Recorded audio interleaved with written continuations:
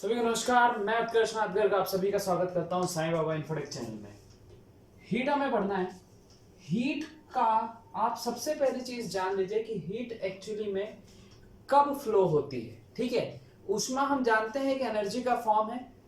कब फ्लो होगी कभी भी हीट? जब वहां पे टेम्परेचर डिफरेंस होगा। हीट का एग्जिस्टेंस हमें तब समझ में आएगा जब किन्हीं दो ऑब्जेक्ट में टेम्परेचर डिफरेंस होगा। ओके, अब हीट के फ्लो का अगर मैं डायरेक्शन बोलूं तो कहां से कहां होगा, हमेशा ध्यान रखिएगा, हाई टेम्परेचर से लो टेम्परेचर की तरफ हीट का फ्लो होता है। कहां से कहां? हाई टेम्परेचर से लो टेम्परेचर की तरफ हीट का फ्लो होता है। ठीक है, तो अगर कभी भी ये पूछा जाए कि हीट का फ्लो कहां पे से कहां होता है, तो हाई टेम्परेचर से लो टेम्परेचर की तरफ हीट का फ्लो होता है। ठीक है, हीट की यूनिट क्या होती है दोस्तों? हीट की यूनिट होती है जूल। हीट की यूनिट क्या होती है? जूल होती है। ठीक है ना। इसकी एक और यूनिट होती है कैलोरी। कैलोरी क्या होता है भैया? कैलोरी हम किस तरीके से डिफाइन करते हैं कि वो हीट का अमाउंट, जितना अमाउंट हम देते हैं 1 ग्राम वाटर को, तब उसका टेम्परेचर 1 डिग्री सेल्सियस से बढ़ता है।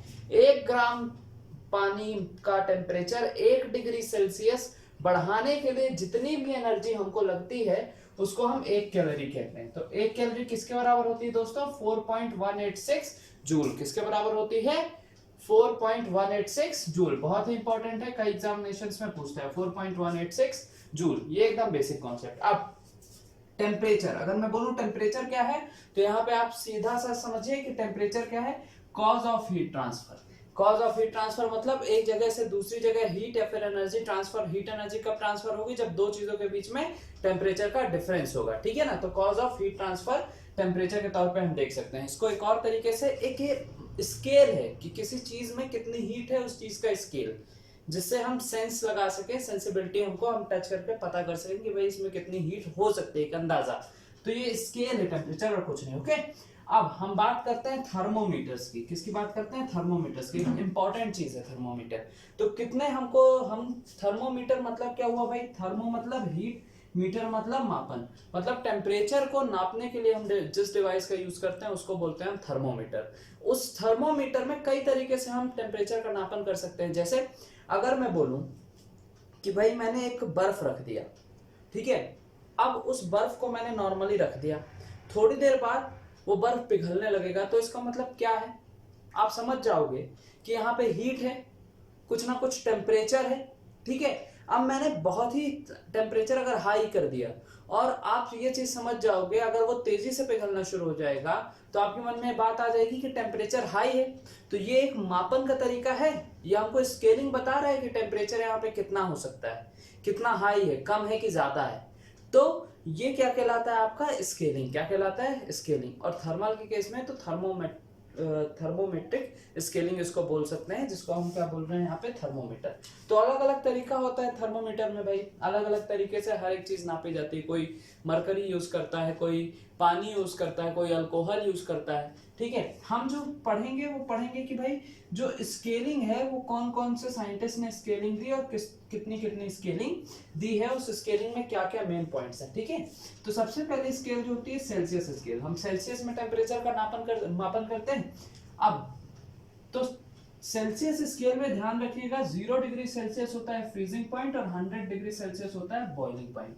0 degree Celsius freezing point, 100 degree Celsius boiling point. किसका? पानी का। हर एक केस में हम पानी का ही फ्रीजिंग पॉइंट और बॉइलिंग पॉइंट कंसीडर कर रहे हैं। ठीक है, तो इसको कितने पार्ट में डिवाइड करना है? हमको 100 पार्ट्स में डिवाइड करना है। ओके, ऐसे ही हम डिवाइड माइनस करके दोनों को देख सकते हैं। और इन्हीं हर एक पार्ट को हम क्या कहते हैं? 1 डिग्री सेल्सियस कहते हैं। ठीक है, तो 0 degree Celsius freezing point, 100 degree Celsius boiling point, किसमें? सेल्सियस स्केल में। फ़ारेनहाइट स्केल में यही चीज हो जाएगी, 32 डिग्री सेल्सियस क्या हो जाएगा? फ्रीजिंग पॉइंट, और 212 डिग्री सेल्सियस हो जाएगा boiling point. 32 degree freezing point, 212 degree boiling point. इन दोनों में आप डिफरेंस निकालेंगे तो 180 के करीब आएगा, है ना। ठीक है, तो 32 degree Celsius freezing point, 212 degree Celsius boiling point. Romer scale, ये साइंटिस्ट का नाम भी है, फ़ारेनहाइट साइंटिस्ट का नाम है, रोमर भी साइंटिस्ट का नाम है। 0 डिग्री आर आपका फ्रीजिंग पॉइंट हो जाएगा और 80 डिग्री आर आपका बॉइलिंग पॉइंट हो जाएगा। 0 degree R freezing point, 80 degree R boiling point. 0 degree R freezing point, 80 degree R boiling point. Kelvin scale में 273 केल्विन आपका फ्रीजिंग पॉइंट हो जाएगा, 373 केल्विन आपका बॉइलिंग पॉइंट हो जाएगा। 273 kelvin freezing point, 373 kelvin boiling point of water. अगर मैं पूछूं और आपके एग्जाम में क्वेश्चन आ जाता है कि what is boiling point of water in kelvin, तो आप क्या बोलोगे? 373 केल्विन। ओके, अब इनके बीच में जो रिलेशन है वो बहुत इंपॉर्टेंट है, वो पूछ लेता है या फिर वैल्यू दे देता है। मान लीजिए इसकी वैल्यू दे दिया और बोलेगा बताओ कि सेल्सियस की वैल्यू उस केस में क्या होगी, ठीक है ना। तो कैसे आप रिलेशन इसका याद रखेंगे, इसको थोड़ा सा एक ट्रिक देख लीजिए। तो करना कुछ नहीं है, ये डिग्री सेल्सियस जो भी आपको गिवन रहेगा, C माइनस ये क्या भैया आपका freezing point, C minus freezing point divided by दोनों का डिफरेंस, दोनों का डिफरेंस मतलब 100 माइनस 0 कितना हो जाएगा? 100। Okay, is equal to free आपका फ़ारेनहाइट माइनस फ्रीजिंग पॉइंट कितना? 32 डिवाइडेड बाय दोनों का डिफरेंस 212 माइनस 32 इक्वल टू 180। दोनों का डिफरेंस अब कंसीडर कर लेंगे भैया, तो हमारा आंसर आ जाएगा, ठीक है ना। ये नीचे वाला ऑप्शन आ जाएगा। तीसरी चीज क्या हो जाएगी? R माइनस 0 आपका क्या हो जाएगा? फ्रीजिंग पॉइंट, दोनों का difference 80 minus 0 is equal to 80, simple सा, is equal to Kelvin minus आपका freezing point 273 Kelvin divided by 373 minus 273 is equal to 100। तो ये आपका रिलेशन है, बहुत ही इंपॉर्टेंट रिलेशन है। होप सो आपको यहाँ पे जो चीजें हैं वो आपको मेमोराइज हो गई होंगी और ये तरीका भी इसको याद करने का समझ में आ गया होगा। Thanks a lot for watching this video. इसी चैप्टर के जो आगे के कॉन्सेप्ट हैं हम अगली वीडियो में कंसिडर करेंगे। Thank you so much for watching this video. Be connected to science Bombay infotech.